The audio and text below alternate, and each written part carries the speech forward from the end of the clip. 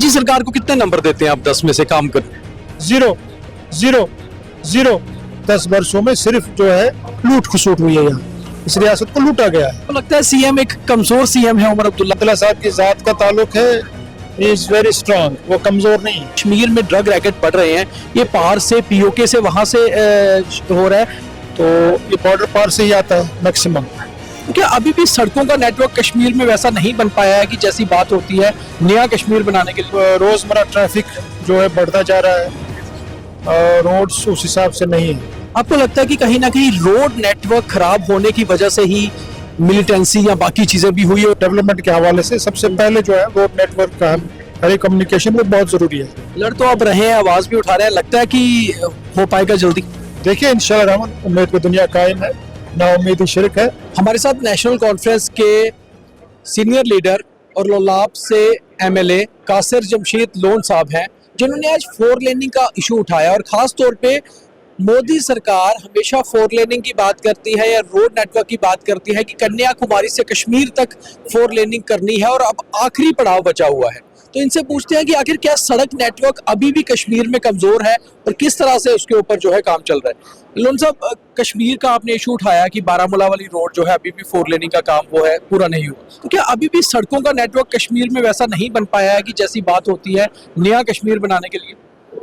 देखिए अभी कमियां हैं, काफ़ी कमियां हैं, क्योंकि अब रोज़मर्रा ट्रैफिक जो है बढ़ता जा रहा है, रोड्स उस हिसाब से नहीं है। तो आज भी जो वहाँ पे क्वेश्चन डिस्कस हुआ उसमें यही था कि बारामूला श्रीनगर बारामूला रोड जो है 4 लेनिंग का, उस पर काम चल रहा है। अब बीच में बचा एक स्ट्रेच जो हमारा है, जो सोपोर और कुपवारा को जोड़ता है, वो हमारी मेन शहरग है। तो उसी पे बात हुई कि उसको भी 4 लेनिंग का दर्जा दिया जाए, उसको भी 4 लेनिंग उसके तर्ज पे उसको डेवलप किया जाए। तो उसी ज़मीन में आज हमने वहाँ पे बात रखी। लगभग डिस्ट्रिक्ट के सभी जो हमारे जो एमएलएज हैं, मैंने, मीर सैफुल्लाह साहब ने, मीर फयाज साहब ने, हमने ये जॉइंटली वहाँ पे बात रखी कि इसको भी तरजीह बुनियाद पे लिया जाए, जो ये स्ट्रेच बीच में बचता है। तो उस ज़मीन में ऑनरेबल डिप्टी चीफ मिनिस्टर साहब ने हमें यकीन दहानी दी कि इसकी तरफ तवज्जो दी जाएगी।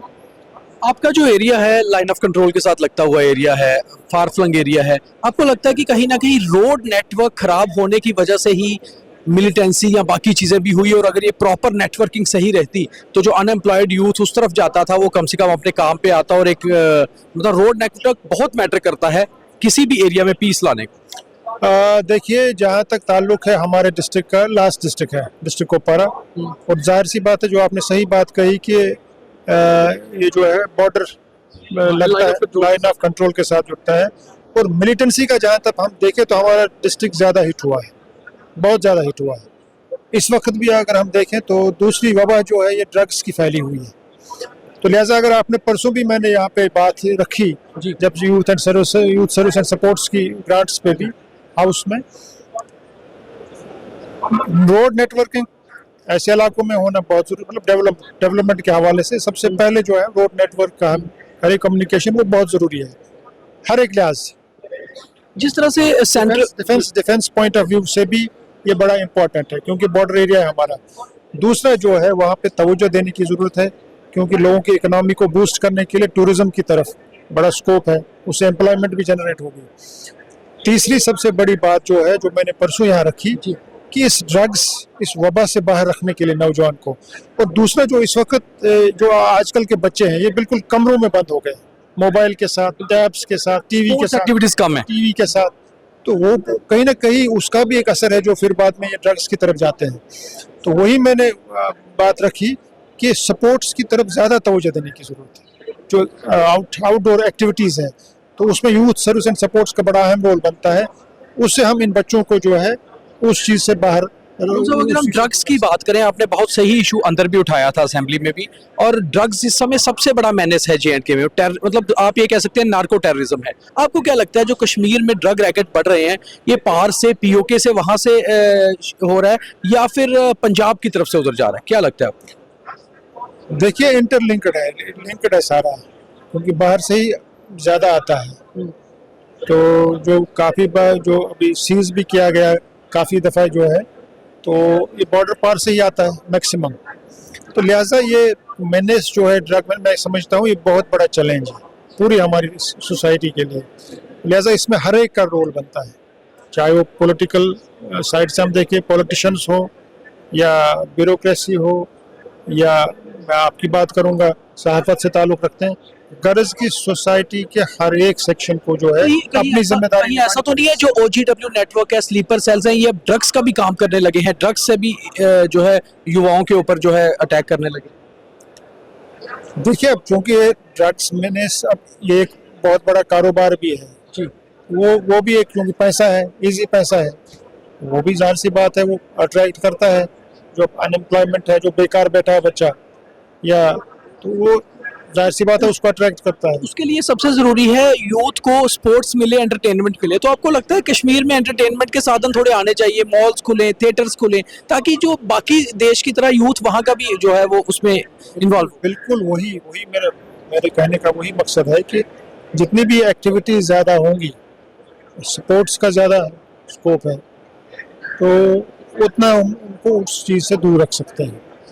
पिछले 6 सालों में जो कश्मीर को नया कश्मीर बनाने के लिए जिस तरह प्राइम मिनिस्टर ने बोला कि हम काम कर रहे हैं, कितना काम हुआ, आप कैसे देखते हैं? देखिए, आप ऑन ग्राउंड जाए, कुछ नहीं हुआ है। कौन सा काम हुआ है? आप देखिए, कोई उस तरीके की कोई डेवलपमेंट नहीं हुई है। LG सरकार को कितने नंबर देते हैं आप 10 में से काम कर? 0। आपको लगता है बिल्कुल काम नहीं हुआ? 0। सिर्फ इन 10 सालों में, इन 10 वर्षों में सिर्फ जो है लूट खसूट हुई है। यहाँ इस रियासत को लूटा गया है और कुछ नहीं हुआ है। किसने की लूट खसूट? ये लूट खसूट किसने की? देख लीजिए, जो भी डिस्कस यहाँ होता है, जल शक्ति के हवाले से, दूसरे तीसरे, हर एक डिपार्टमेंट के हवाले से, ऑन ग्राउंड कुछ नहीं है, सिर्फ लूट खसूट हुई है। अब जब से उमर सरकार आई है, आपको लगता है काम करना शुरू किया इन्होंने? बिल्कुल, एक एक्सेस है आम इंसान की, इस वक्त जवाबदेही है। पिछले 10 साल में कोई जवाबदेही नहीं थी, मगर आज हमारी भी जवाबदेही है। आज एक हमें भी जवाब देना है लोगों के सामने। आपको लगता है सीएम एक कमजोर सीएम है उमर अब्दुल्ला, क्योंकि अभी सरकार जो है वो पावर उतनी पावरफुल नहीं है, आप लोग खुद कहते हैं? देखिए, जहाँ तक उमर अब्दुल्ला साहब की जात का ताल्लुक है, ही इज वेरी स्ट्रांग, वो कमजोर नहीं है। हाँ, जो इस वक्त सिस्टम जो उसको उनको मिला है विरसे में, और जाहिर सी बात है एक स्टेट और एक यूटी में जमीन आसमान का फर्क है। लिहाजा हमारी पहले यही प्रायोरिटी है, हम सबकी यही प्रायोरिटी होनी चाहिए कि पहले जो है हमारी स्टेटहुड को रेस्टोर होना है। रेस्टोर करने के लिए हम सबको लड़ना चाहिए, हम सबको आवाज़ उठानी चाहिए। लड़ तो आप रहे हैं, आवाज भी उठा रहे हैं, लगता है कि हो पाएगा जल्दी? देखिए, इंशाअल्लाह रहमान, उम्मीद पे दुनिया कायम है, ना उम्मीद ही शिरक है। चलिए, बहुत धन्यवाद। जैसे Qaiser Jamshed Lone, senior leader National Conference के लोलाब से विधायक, जिनका कहना है कि 0 काम हुआ लेफ्टिनेंट गवर्नर सरकार में पिछले 6 सालों से। अब सरकार आई है उमर अब्दुल्ला की, खुद वो एक स्ट्रॉन्ग सीएम है, मगर अगर स्टेटहुड मिलती है तो ही काम आगे बढ़ेगा। दीपक खजूरिया, कैमरा पर्सन गगनदीप सिंह के साथ।